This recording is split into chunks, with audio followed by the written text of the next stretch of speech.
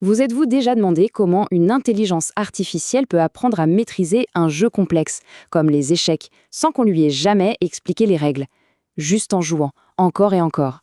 Ou comment un robot apprend à marcher, par essai et erreur, un peu comme un enfant? Eh bien, derrière tout ça, il y a une idée absolument fascinante, l'apprentissage par renforcement. Alors, voici notre programme. On va d'abord voir ce que ça veut dire apprendre par l'expérience. Ensuite, on va imaginer un monde parfait où l'on connaît tout d'avance. Puis, on plonge au cœur du sujet, le grand duel entre deux stratégies, Q-Learning, l'audacieuse, et Sarsa, la prudente. Et pour finir, on verra laquelle choisir et pourquoi. C'est parti? Le principe de base de cette méthode est hyper intuitif. C'est l'idée qu'on apprend en agissant et en observant les résultats de nos actions. Et tout ça avec un seul et unique but, amasser le plus de récompenses possible. Pour que ce soit plus clair, on va prendre une analogie. Imaginez un petit robot explorateur qu'on envoie sur une planète inconnue. Ce robot, c'est notre agent. La planète, c'est son environnement. Chaque pas qu'il fait, c'est une action. Et s'il trouve un trésor, il reçoit une récompense. S'il tombe dans un piège, eh bien, c'est une punition, une sorte de récompense négative. Et en fait, tout ça fonctionne comme une boucle. D'abord, le robot regarde autour de lui. Ensuite, il se décide, disons, je vais vers le nord. L'environnement réagit, il avance et hop, il trouve un cristal. C'est sa récompense. Et le cycle recommence encore et encore, des milliers de fois.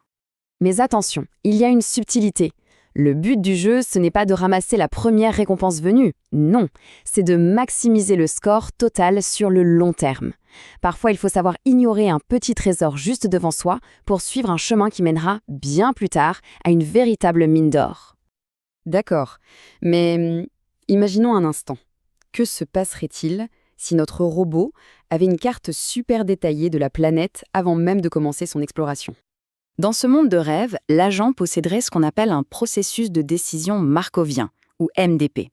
C'est un peu comme un GPS du futur. Il ne vous dit pas juste « tournez à gauche », il vous dit « si vous tournez à gauche, il y a 80% de chances de trouver un trésor et 20% de chances de tomber dans un trou ». C'est la carte parfaite, un plan complet de tout ce qui peut arriver. Et pour lire cette carte magique, on a un outil, l'équation de Bellman. Alors ça sonne compliqué, mais en vrai, c'est juste du bon sens. Ça dit que la valeur d'un endroit, c'est la récompense qu'on y trouve tout de suite, plus la valeur des meilleurs endroits où l'on peut aller juste après. C'est une façon de faire remonter la valeur du trésor final sur tout le chemin qui y mène. Bon, c'était le monde idéal.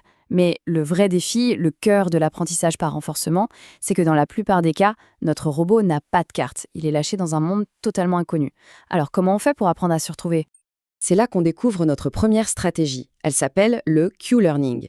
Et on peut la voir comme une approche, disons, très optimiste, voire carrément audacieuse. Mais juste avant, il faut qu'on parle d'un dilemme crucial. Face à l'inconnu, le robot a toujours un choix à faire.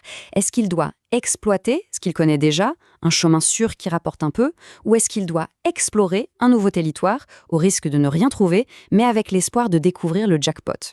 C'est le fameux dilemme exploration contre exploitation. Le Q-Learning est ce qu'on appelle off-policy ou hors politique. Imaginez un apprenti cuisinier qui apprend en regardant les recettes d'un grand chef étoilé.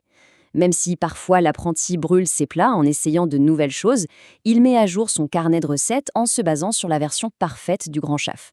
En gros, il apprend la meilleure stratégie possible, même si lui-même fait des erreurs en explorant. Face à cet optimisme un peu fou, il existe une autre école, une autre philosophie. C'est Sarsa, et elle, c'est la voie de la prudence. Ça, c'est une approche on-policy, ou sur-politique. C'est la stratégie du réaliste. Si on reprend notre cuisinier, cette fois, il apprend uniquement de ses propres expériences. S'il brûle un plat, il le note dans son carnet.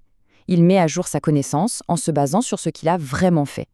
Sa stratégie prend donc en compte ses propres imperfections et son besoin d'explorer. Cette image résume parfaitement la différence. D'un côté, le Q-Learning, notre explorateur audacieux. Il apprend que le chemin optimal, le plus court vers le trésor, c'est celui qui longe la falaise. Il part du principe qu'il sera toujours parfait et ne tombera jamais. De l'autre, Sarsa, l'explorateur prudent. Il sait que, parce qu'il explore, il lui arrive de faire des pas de côté, de glisser. Alors, il apprend à se tenir à bonne distance du danger, même si ça veut dire que son chemin sera un peu plus long. Alors, la grande question, qui a raison, l'audacieux ou le prudent? Lequel est le meilleur?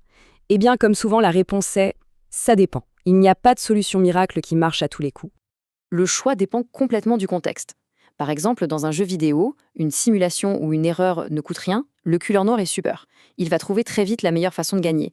Mais dans le monde réel, pour un robot dans une usine ou une voiture autonome, où une erreur peut coûter très cher, voire être dangereuse, là, la prudence de Sarsa est souvent beaucoup plus sage. Et ça nous amène à une dernière réflexion. Imaginez qu'on programme le prochain rover qui doit explorer la planète Mars. Chaque décision est critique, la moindre erreur peut coûter des millions et la fin de la mission. Est-ce qu'on choisirait l'audace du Q-learning, en espérant faire une découverte scientifique majeure plus vite, mais au risque de tout perdre, ou est-ce qu'on opterait pour la prudence de Sarsa, pour assurer la survie du robot, quitte à ce que l'exploration soit plus lente? Le choix entre ces deux approches pourrait bien déterminer le futur de notre conquête spatiale.